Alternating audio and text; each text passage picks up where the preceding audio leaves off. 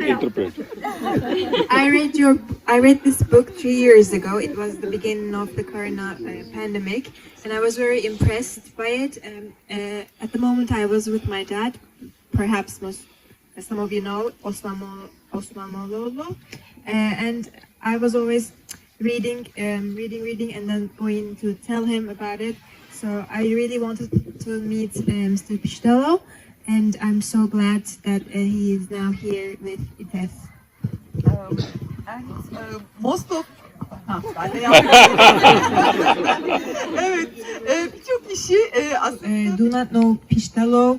You just know it in Turkey as the author of the book Tesla, and at point I'm here to change that. bunu yapabilir miyiz? Do you think we can do that? We can try. Deneyebiliriz. I'm very glad that I'm here. This looks like a cafeteria in nature, but I'm really, really seriously connected with Mostar. In Mostar. I was talking about Mostar now, it's the beginning, but there is more to it. Ailem Mostar'da yaşıyor. Orada çok güzel bir köprü var ve eminim ki diğer şehirlerin sakinleri de burada çok güzel köprüler var diyecektir ama burası çok daha farklı ve ben orayı seviyorum. I was born in Sarajevo, as you said, because my parents just came to study there. But then my father was the director of that famous National Library. It is one of the most beautiful buildings in Sarajevo. Yes. It is, it's a kind of a secession, but it is done in the Oriental style, yes, with these stripes, like in Cordoba, you know, that type. And I used to study there. I used to study in that building. It was the seat of the government, and Franz Ferdinand, when he was killed, which was the beginning of World War I, he came to the office of my father, except that my father was not born back then, you know, but that was that place.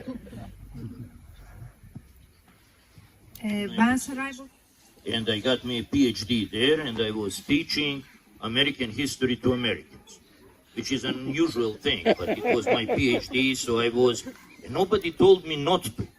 I don't know if the Turkish person was teaching Hungarian history, somebody would say, listen, you don't really understand it.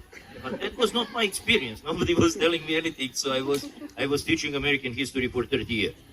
Director of the National Library of Serbia. I was in America. So it was totally unexpected. Out of the blue. I never expected that. Partly thanks to my friend Nenad Šaponja, who is Nermin and my mutual friend. And then it was kind of an offer you don't refuse. It was a serious thing, especially since my father was also director of the National Library. So it looks like a family trait, but it wasn't. It just happened that way. Yes. Because my mother was working as a librarian in Sarajevo in a smaller library. It was called Hasan Kik, I remember. You know, not that I remember, they told. And she was pregnant among the books all the time. So I think she was inhaling that book dust. And it was through her blood, it was going into my blood. So I was exposed to that dust of the books, that smell of the books that we all know and love before I was born. What experience was that? It's kind of interesting. Yes, there are many books, maybe hundreds in the US. And there is maybe hundreds in Europe, especially in the Balkans, because people are crowded.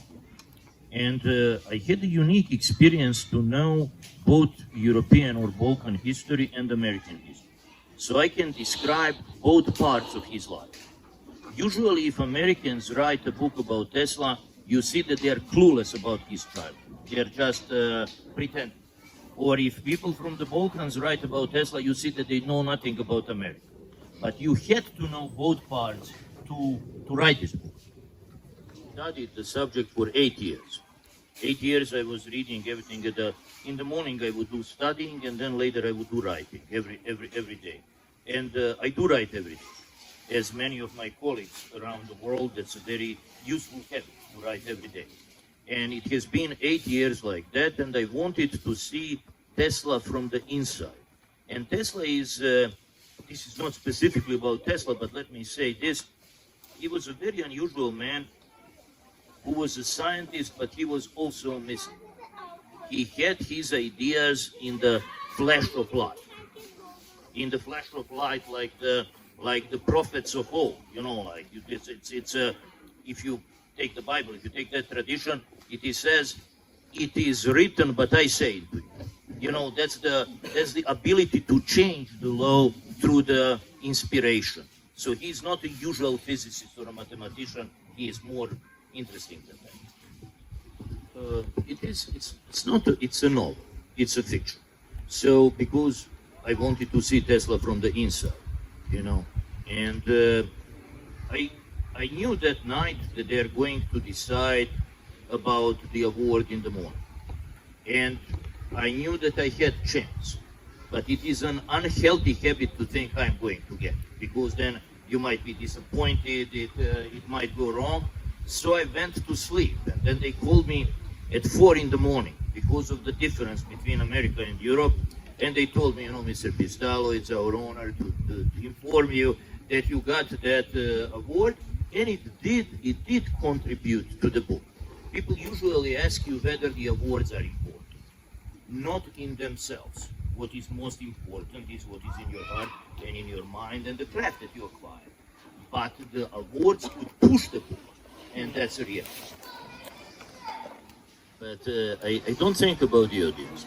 I always say, I don't say, I'm going to write this and it's going to be popular, or I'm going to make money, nothing. I'm writing for myself if I was somebody else.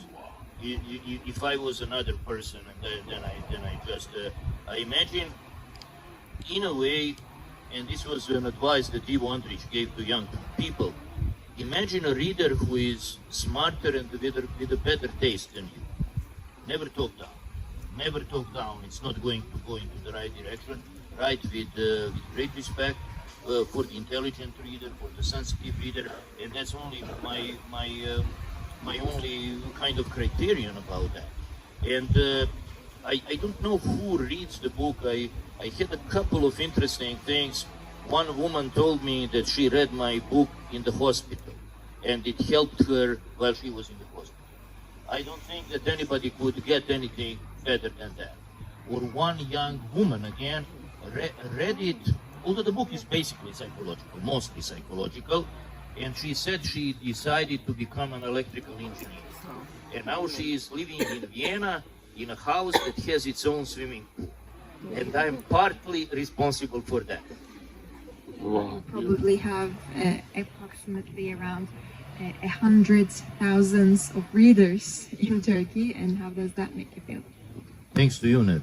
Senin sayende Nermin. No. I have been to Turkey many times. My parents were diplomats in Ankara in 1978, 1982. And it was Kenan Evren was running the country. As I know, my stepfather actually knew him. And we were mostly in Ankara, although we were a little bit in Istanbul. I fell in love in Istanbul back then.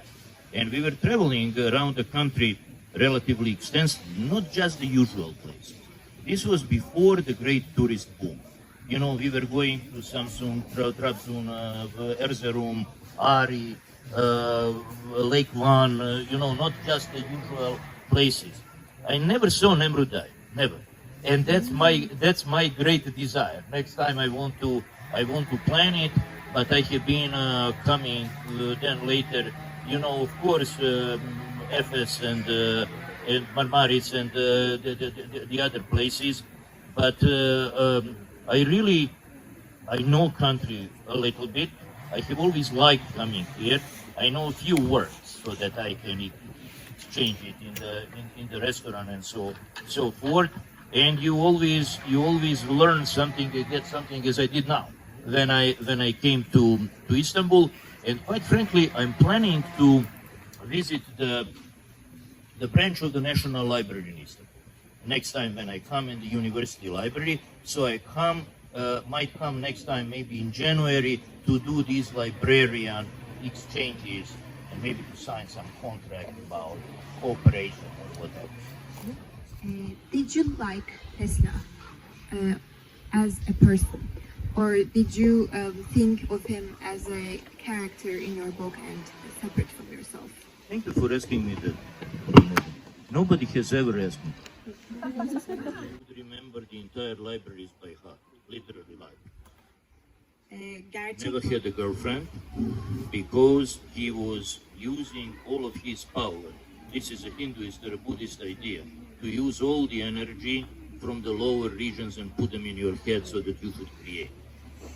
Didn't master his love for wine.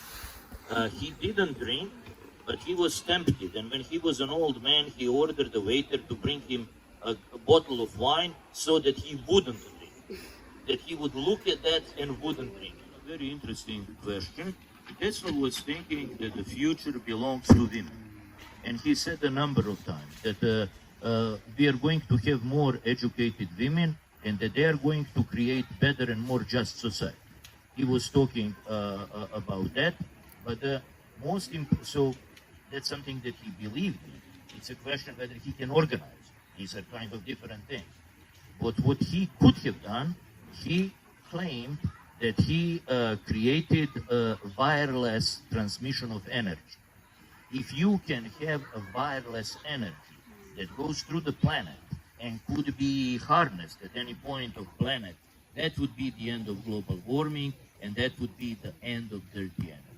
We don't know whether he could have done it, but if he could have, that would have been the end of our suffering.